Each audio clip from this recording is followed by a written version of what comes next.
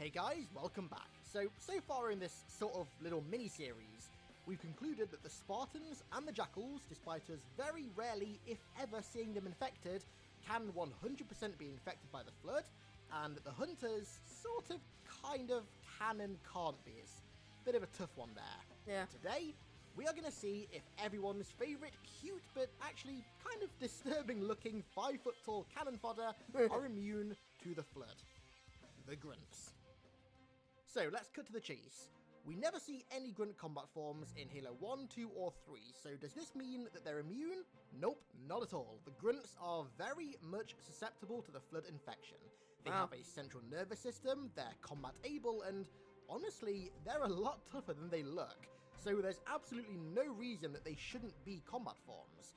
If you need any actual hard confirmation that they do exist, then during Halo Wars 1, grunt combat forms were made in large numbers during the outbreak on the Shield world. And honestly, it really surprises me that this is the only time that we've seen them. What they were instead used for during the Human Covenant War was to make carrier forms. And honestly, when you look at a carrier form, you look at their little short stubby legs, you can kind of see the similarity there.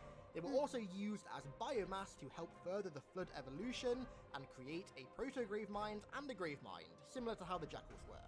Now, I know that, of course, the main reason they weren't in Halo CE 2 or 3 is because Bungie simply just didn't have the development time or resources to make the models, the sound effects, the animations, and all that stuff for them. Yeah. But here on Hidden Xperia, we don't like to live in the real world with finite resources and realism. So, canonically, why didn't we see any grunts during the original trilogy being infected by the Flood despite them being present at every single Flood outbreak we went to? Well, when I was researching for this video, I actually noticed a few things that kind of shocked me that could explain this. No, not the fact that the Halo 4 grunt looks exactly like Crazy Frog, but that the armor the grunts wore during the Human Covenant War was surprisingly protective from infection forms. So, to infect a host, the infection form has to use its tendrils to break through the skin and tap into the spinal cord, which allows it to gain control of the nervous system and then gain control of the host.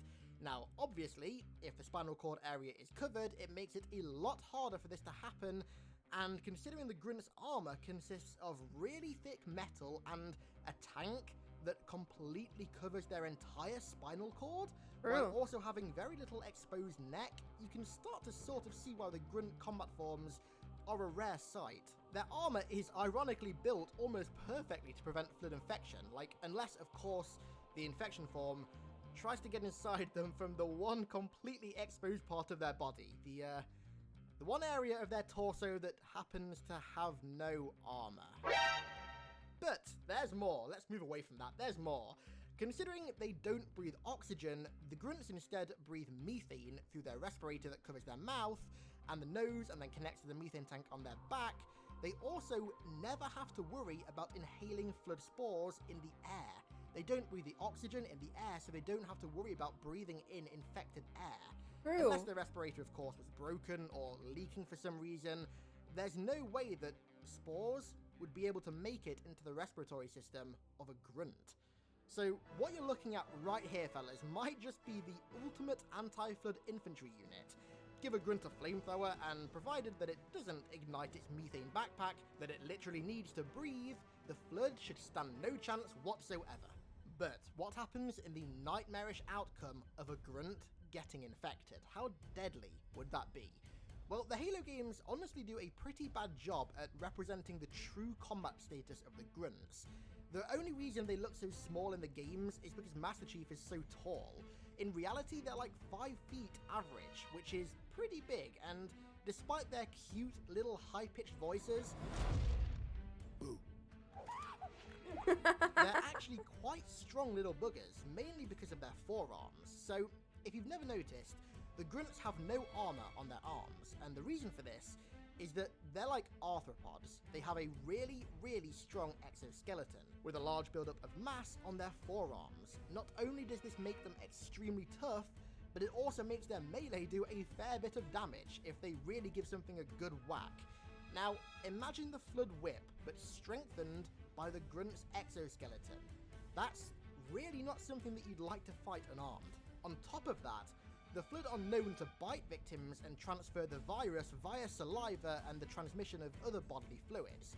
The Grunts just so happen to have extraordinarily sharp teeth, and if a Grunt is infected like we already discussed, chances are they'd have to have had their respirator ripped off or broken, which means that their teeth will be exposed, so Grunt combat forms could end up being real nippy little bastards. So, in summary, the Grunts absolutely can be infected by the Flood. The reason that they aren't often is because it's quite likely very difficult for an infection form to reach their spinal cord, unless they, of course, go for the forbidden area. But anyways, it's also really hard for a spore to get inside them as well because of their strange respiratory system. The fact that they breathe through a pipe connected to a closed tank on their back means their nose and their mouth is completely shuttered off from the environment. Honestly, we should be pretty thankful that we never had to face a Grunt combat form, because they could be a truly dangerous foe, especially in close range with those razor-sharp teeth and the potentially exoskeleton-reinforced Flood whip. As if it wasn't bad enough already, yikes. On the flip side though, they may just be the saviors of the galaxy when the Flood return, so make sure you bow down to the grunty overlords, and they might just save you from the oncoming Flood. It's pretty ironic how the Grunts, who were kind of the laughingstock of the Covenant and also sort of the laughingstock of the Halo universe, might just be extremely efficient against the one force that wants to wipe out the entire galaxy. So get bowing now to Yap Yap the Destroyer and just hope that one day he saves you. So, thank you for watching. Yeah, so all that, like, really makes sense because, you know, it didn't, like, click in my head that, like, all the stuff on the Grunt it is its armor. I knew that they had, like, the breathing thing. I knew that.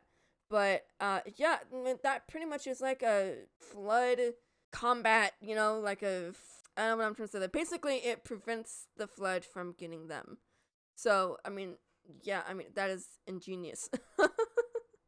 Pretty ingenious. But then what if, like, the Flood got on the Grunt's head? It showed their, like, the little armor or something, like, behind their head, you know? Because, like, that's how it is whenever we see them, you know? It's, like, a little pointy thing behind them, right? So, what if, like, the Flood jumps on their head and then, like, you know, like, goes in through, like, the back, goes in through, like, the back of their head? You know, and then, like, the little slimy things on the Flood goes, like, and then goes down their neck to their spinal cord. You know, couldn't that do it? But I feel like they'd have to, like, you know, be very precise because the Grunts would be fighting and everything. So I feel like the Flood would have to be, like, very, very precise with that. So now we know if the Flood ever come back, the Grunts are gonna be fine. And if they aren't, God help us all.